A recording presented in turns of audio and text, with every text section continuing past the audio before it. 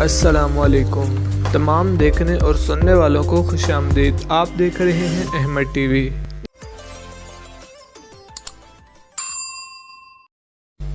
ان مختصر بیانات سے معلوم ہوا ہوگا کہ زمانۂ قدیم میں نابت کا نام اور اثر نہ صرف ریگستانی اور صحرائی عرب پر مستولی تھا بلکہ حجاز و نجد کے صوبۂ عظیمہ پر بھی حاوی ہوتا تھا۔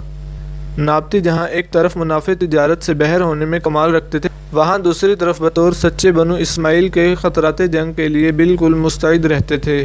فلسطین و شام میں ان کی غارت گریوں اور خلیج عرب میں مصری جہازات پر ان کی تاجران مقدونیہ کو ان کی دشمنی پر آمادہ کر دیا، لیکن روما کی مجموعی قوت سے بیشتر کوئی شے نہیں انہیں روک سکی، اور روما کی اطاعت بھی انہوں نے اسٹربو کے زمانے میں بالکل مجبورانہ اور مشتبہ انداز سے قبول کی۔ یہ قدیم سلطنتوں کا حال تھا۔ اسلام کے قبل یہ تمام سلطنتیں برباد ہو چکی تھیں۔ ان کے بجائے یمن میں بڑے بڑے سردار رہ گئے تھے جن کو قیل یا میقول کہتے تھے۔ عراق میں آل منظر کا خاندان قائم ہوا جو فارس کے زیر اثر تھا۔ خورنک اور صدیر عرب کی مشہور عمارتیں اسی کی یادگار ہیں۔ شام کی حدود میں غسانی خاندان فرما روا تھا۔ اب تہذیب و تمدن کی اگر بات کریں، تہذیب و تمدن کے لحاظ سے عرب کے مختلف حصے بالکل مختلف حالت رکھتے تھے۔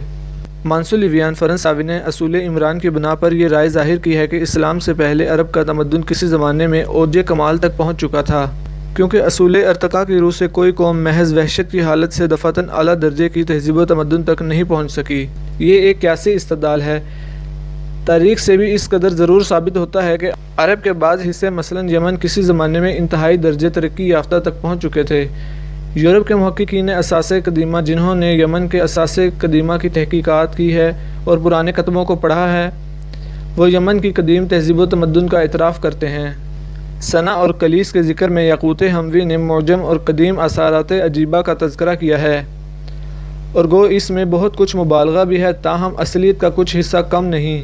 اسی طرح عرب کے وہ مقامات جو ایران اور شام میں متصل تھے، مثلاً حیرہ جو آل نعمان کا پایہ تخت تھا، اور حوران جو خاندان غسان کا صدر مقام تھا، تہذیب و تمدن سے خالی نہ تھے۔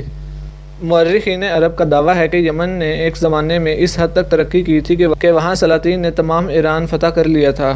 مورخین عرب کا دعویٰ ہے کہ یمن نے ایک زمانے میں اس حد تک ترقی کر لی تھی کہ وہاں سلاطین نے تمام ایران فتح کر لیا تھا۔ چنانچہ سمرقند کی وجہ سے تسمیہ بتاتے ہیں کہ یمن کا ایک بادشاہ جس کا نام سمر تھا، اس نے سمرقند کو کھدوا کر برباد کر دیا۔ اس بنا پر ایرانی اس مقدس کو سمرقند کہنے لگے۔ تھیاچر صاحب نے اپنے آرٹیکل میں لکھتے ہیں، جنوبی عربستان میں جہاں حضرت عیسیٰ علیہ السلام سے صدیوں پہلے ایک ترقی یافتہ تمدن موجود تھا، قلعوں اور شہر پناہوں کے اثرات تک موجود تھے، اور ان کا ذکر متعدد سیاحوں نے کیا ہے۔ یمن اور حضر موت میں یہ آثار کثرت سے ہیں اور اکثر پر اب تک کتبے موجود ہیں۔ معارب کے مشہور آثار میں سے ایک بڑی خندق کے آثار باقی ہیں۔ ان کو دیکھ کر عدن کی دوبارہ تعمیر شدہ حوض یاد آتے ہیں۔ ان کی اہمیت اس وقت ظاہر ہوئی جب گلازروں نے 2 طویل عزیل کتب شائع کیے جن میں ان کے عیسوی قرن پنجم اور ششم میں دوبارہ تعمیر کا ذکر ہے۔ یمن میں بامقام ہران ایک اور خندق ہے جس کا طول تقریباً 450 فٹ ہے، لیکن عرب کے اصل اور اندرونی مقامات میں تہذیب و تمدن کی حالت یہ نہ تھی۔ عرب نہایت وسیع زبان ہے، باوجود اس کے جن چیزوں کو تمدن اور اسباب معاشرت سے تعلق ہے، ان کے لیے خاص عربی زبان میں الفاظ نہیں ملتے، بلکہ ایران یا روم سے مستعار آئے ہیں۔ سکے کے لیے ایک نقطہ بھی موجود نہیں۔ درہم اور دینار دونوں غیر زبانوں کے الفاظ ہیں۔ درہم یونانی لفظ درخم ہے، اور یہ وہی نقطہ ہے جو انگریزوں میں ڈرام ہو گیا۔ چراغ معمولی شے ہے، تاہم اس کے لیے بھی عرب میں کوئی نقطہ نہ تھا۔ کوزہ کے لیے کوئی لفظ نہیں، کوزہ کو کوز کر لیا ہے۔ لوٹے کو ابریز کہتے ہیں جو آب زیر کے معرب ہے۔ تشت فارسی لفظ تھا، اس کو عربی میں تست کر لیا گیا۔ کرتا کو عربی میں کرتک کہتے ہیں، یہ بھی فارسی ہے۔ پاجامہ کو سروال کہتے ہیں جو شلوار کی بگڑی ہوئی صورت ہے۔ جب ایسی چھوٹی چھوٹی چیزوں کے لیے لفظ نہ تھے تو تمدن کے لیے بڑے بڑے سامان کے لیے لفظ کہاں سے آتے؟ اس سے ثابت ہوتا ہے کہ عرب نے کسی زمانے میں جو ترقی کی تھی آس پاس کے ممالک کی تہذیب و تمدن سے متاثر ہو کر کی تھی۔ صحیح حدیثوں سے ثابت ہوتا ہے کہ حضرت محمد صلی اللہ علیہ وآلہ وسلم کے زمانے تک عیش و نعمت کے سامان بہت کم تھے۔ بخاری کی ایک حدیث سے ثابت ہوتا ہے کہ راتوں کو گھروں میں چراغ نہیں جلتے تھے۔ ابو داؤد میں ایک صحابی رضی اللہ تعالیٰ عنہ کی روایت ہے کہ حضرت محمد صلی اللہ علیہ وآلہ وسلم کی صحبت میں تھا لیکن میں نے حضرت محمد صلی اللہ علیہ وآلہ وسلم سے حشرات الارض کا حرام ہونا نہیں سنا۔